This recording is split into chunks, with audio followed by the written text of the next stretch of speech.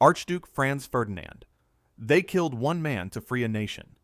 They destroyed an entire continent instead. On June 28, 1914, a 19-year-old Bosnian Serb named Gavrilo Princip stood on a street corner in Sarajevo with a sandwich in one hand and a pistol in the other. He wasn't supposed to be there. The assassination attempt had already failed that morning. There had been 6 conspirators positioned along the Archduke's motorcade route. The first did nothing. The second did nothing. The third threw a grenade that bounced off the Archduke's car and exploded under the vehicle behind it. The rest panicked and scattered. Princip, believing the mission was over, wandered to a nearby deli. Then, the Archduke's driver made a wrong turn. The car stalled, 5 feet from Gavrilo Princip. Princip looked up, stepped forward, and fired twice. The first bullet hit the Archduke's wife Sophie in the abdomen. The second hit Franz Ferdinand in the neck. Sophie died first. Franz Ferdinand turned to her and said, "Sophie, Sophie, don't die. Live for our children." He was dead within minutes. Princip and his fellow conspirators were members of the Black Hand, a Serbian nationalist group. Their goal was straightforward: kill the heir to the Austro-Hungarian Empire and strike a blow for Serbian independence. They imagined a localized uprising, a freed Bosnia, a greater Serbia rising from the ashes of Habsburg oppression. What they got was World War I. Austria-Hungary declared war on Serbia within a month. Russia mobilized to defend Serbia. Germany backed Austria-Hungary. France backed Russia. Britain backed France. Within 6 weeks, the entire continent was at war. By the time it ended 4 years later, 20 million people were dead. 4 empires, Austro-Hungarian, Ottoman, Russian, and German, had collapsed. The map of Europe was redrawn in ways that created the exact conditions for an even worse war 20 years later. World War II killed 70 million more. The Holocaust, Hiroshima, the Cold War, the partition of Europe, the nuclear arms race. Every single one of these events traces a direct line back to a teenager with a pistol on a street corner in Sarajevo who thought he was freeing his people. Gavrilo Princip never saw any of it. He was arrested immediately, and because he was under 20, he was too young for the death penalty under Austro-Hungarian law. He was sentenced to 20 years. He died of tuberculosis in prison in April 1918. 7 months before the war, he started finally ended. His bones weighed almost nothing. He was 23 years old. Serbia did eventually gain its independence. It cost the world 90 million lives. Julius Caesar. They stabbed him to save the Republic. They buried it instead. On March 15th, 44 BC, a group of Roman senators surrounded Julius Caesar on the floor of the Senate and stabbed him 23 times. There were at least 60 conspirators. They called themselves the Liberatores, the Liberators. Their leader was Marcus Brutus, a man Caesar trusted so deeply he may have been his illegitimate son. Caesar's last recorded words, according to the historian Suetonius, were directed at Brutus. "Even you, child." The conspirators believed they were performing a surgical strike to save Roman democracy. Caesar had declared himself dictator for life. He was centralizing power, bypassing the Senate, placing his portrait on coins. Something no living Roman had ever done. The senators saw a tyrant in the making and believed that removing him would restore the Republic to its former balance. They expected the Roman people to celebrate. They expected the Senate to resume control. They expected history to call them heroes. None of that happened. The Roman public didn't celebrate. They rioted. When Mark Antony displayed Caesar's blood-soaked toga and read his will, in which Caesar left money to every citizen of Rome, the crowd turned on the conspirators. Brutus and his allies were forced to flee the city within days. The republic they killed to protect plunged into civil war. What followed was 13 years of the bloodiest internal conflict Rome had ever seen. Armies loyal to Antony and Caesar's adopted heir Octavian hunted the conspirators across the Mediterranean.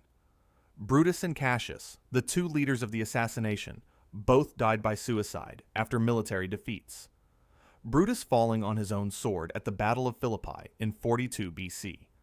Then Antony and Octavian turned on each other. More wars, more death, more destruction. When the dust settled, Octavian stood alone. He renamed himself Augustus and became the first emperor of Rome. The Republic was finished. Not weakened, not reformed, gone. The very system the assassins had killed to preserve was replaced by the exact thing they feared. One man with absolute power, answerable to no one. And it lasted. The Roman Empire endured for another 500 years. Every emperor who followed, Tiberius, Caligula, Nero, all of them, sat on a throne that existed because 60 men thought stabbing one man would keep Rome free. They didn't save the Republic. They signed its death certificate. Reinhard Heydrich. They killed the Butcher of Prague. Hitler killed 2 villages in return. Reinhard Heydrich was the most dangerous man in Nazi Germany. More dangerous than Himmler, more feared than Goering, possibly more ruthless than Hitler himself. As head of the Reich Main Security Office, Heydrich controlled the Gestapo, oversaw the planning of the Holocaust, and chaired the Wannsee Conference in January 1942, where the systematic extermination of Europe's Jews was formalized into policy. He was also the Reich Protector of Bohemia and Moravia, occupied Czechoslovakia, where he ruled through a combination of targeted murder and strategic bribery that kept the population subdued and the factories running at full capacity for the German war machine. The Allies and the Czechoslovak government in exile decided he had to die. On May 27, 1942, 2 British-trained Czech soldiers, Josef Gabčík and Jan Kubiš, ambushed Heydrich's open-top Mercedes on a hairpin turn in Prague. Gabčík's Steen gun jammed, but Kubiš threw a modified anti-tank grenade that detonated near the car, driving shrapnel and horsehair from the seat upholstery deep into Heydrich's body. Heydrich drew his pistol and chased his attackers before collapsing. He died 8 days later of sepsis.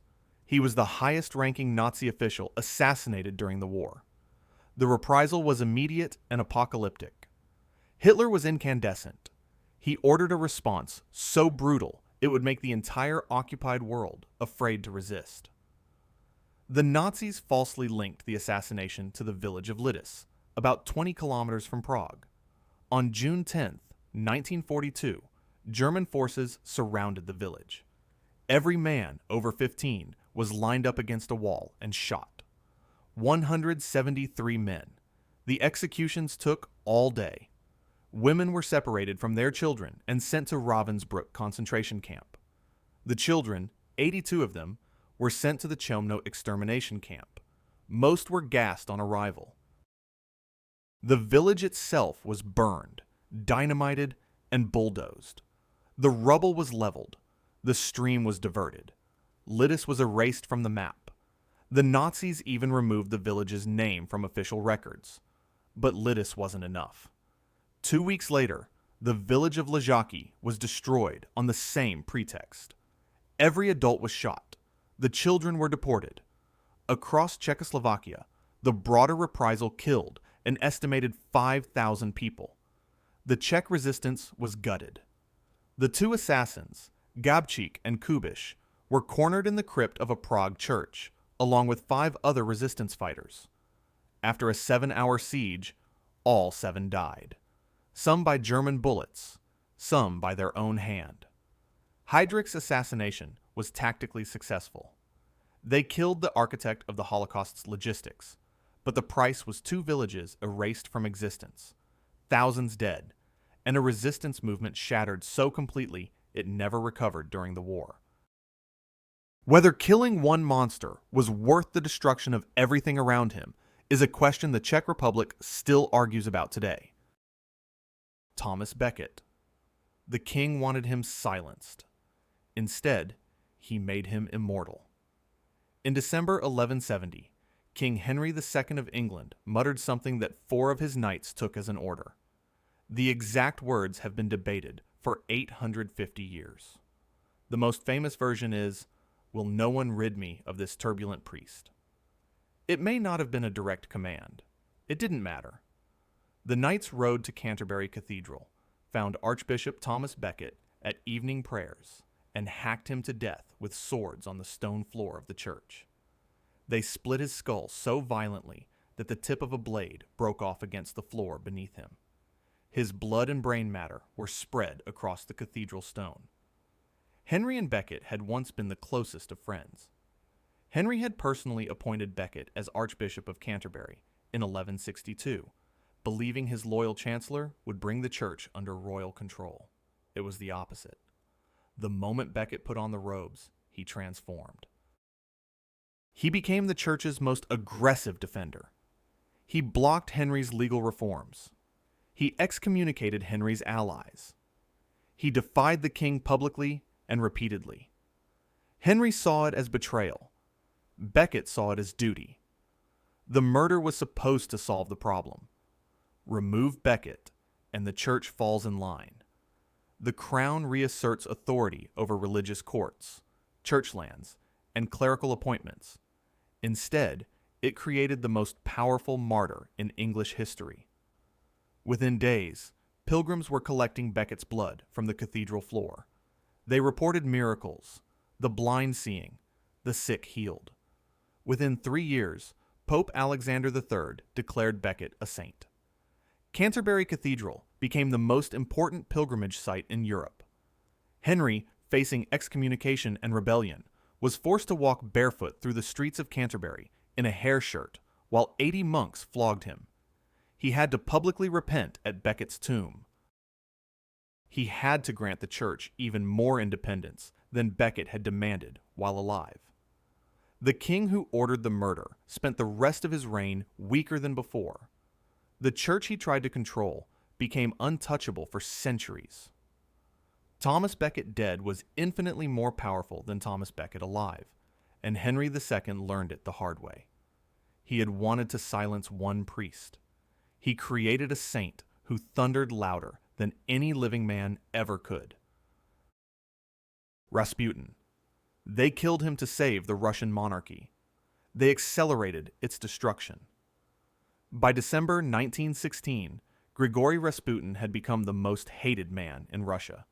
He was a self-proclaimed holy man, a Siberian peasant with a wild beard and hypnotic eyes who had walked into the inner circle of Tsar Nicholas II and Tsarina Alexandra by doing something no doctor could. He stopped their son's bleeding. Tsarevich Alexei had hemophilia, and through some combination of calm suggestion, prayer, or dumb luck, Rasputin seemed to ease the boy's suffering. Alexandra, desperate and devout, believed Rasputin was sent by God. That belief gave Rasputin power no peasant had ever held. By 1916, with Nicholas away commanding the army, Alexandra was effectively running the government, and she consulted Rasputin on everything: ministerial appointments, military strategy, domestic policy. Officials who opposed Rasputin were removed. Those who flattered him were promoted.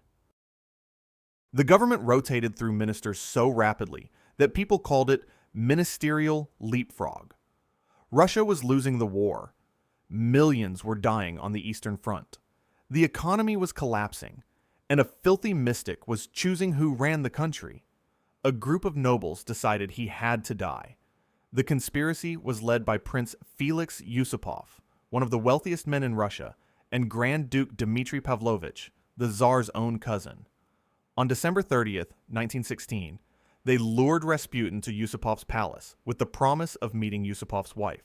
They fed him cakes and wine laced with cyanide. He ate, he drank. Nothing happened. Yusupov panicked and shot him in the chest. Rasputin fell. Then he got back up.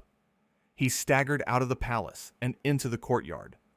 They shot him again and again. They beat him with a rubber club. They wrapped him in cloth and threw him into the freezing Neva River. When his body was recovered 2 days later, Water was found in his lungs. He had still been breathing when he hit the water. The conspirators believed killing Rasputin would restore faith in the monarchy, remove the mystic, and the Tsar regains credibility. The people see strong leadership again. Russia stabilizes. The opposite happened. Rasputin's murder proved to the Russian public that the ruling class was in chaos. Nobles killing a peasant in a palace basement wasn't a sign of strength. It was a sign that the entire system was rotting from the inside. Alexandra, shattered by Rasputin's death, became even more erratic. Nicholas, rigid and detached, refused to make concessions. The people had already been starving, already been dying in a war that made no sense. Now they watched the aristocracy tear itself apart. 2 months after Rasputin's murder, the February Revolution began. Workers flooded the streets of Petrograd. Soldiers refused to fire on them. Within days, Nicholas abdicated. The Romanov dynasty, 300 years of rule, was finished. 8 months later, the Bolsheviks seized power. In July 1918, Nicholas, Alexandra, and all 5 of their children were taken to a basement in Yekaterinburg and shot. The monarchy the assassins had tried to save was annihilated, and the revolution they tried to prevent consumed the very people they were trying to protect. Yitzhak Rabin. One bullet was meant to stop peace. It worked. On November 4th, 1995, Israeli Prime Minister Yitzhak Rabin attended a peace rally in Tel Aviv's Kings of Israel Square. Over 100,000 people had gathered to support the Oslo Accords, the peace agreement between Israel and the Palestine Liberation Organization that Rabin had signed with Yasser Arafat on the White House lawn in 1993. It was the largest peace demonstration in Israeli history. Rabin, not a man known for warmth, stood on stage and sang a song about peace. He folded the lyrics and put them in his breast pocket. As he walked to his car, a 25-year-old Israeli law student named Yigal Amir stepped from the shadows and fired 3 hollow-point bullets into Rabin's back. Rabin was rushed to the hospital. He died on the operating table. The sheet of song lyrics was still in his pocket, soaked in his blood. Amir was not Palestinian. He was not an enemy combatant. He was a right-wing Israeli extremist who believed the Oslo Accords were a betrayal of God's promise. He believed giving land to the Palestinians was a sin. He believed killing Rabin was not murder, but a religious obligation, sanctioned by Jewish law. He had planned the assassination for months. He told investigators he acted alone. He showed no remorse. He said he would do it again. Amir's goal was to destroy the peace process. He succeeded beyond anything he could have imagined. Rabin had been the indispensable man. He was a war hero, a former general, the chief of staff who led Israel to victory in the Six-Day War. His military credentials gave him the authority to make peace in a way no civilian politician could. When Rabin said the time for peace had come, Hawks listened. He had the trust of the Israeli center. He had the grudging respect of the right.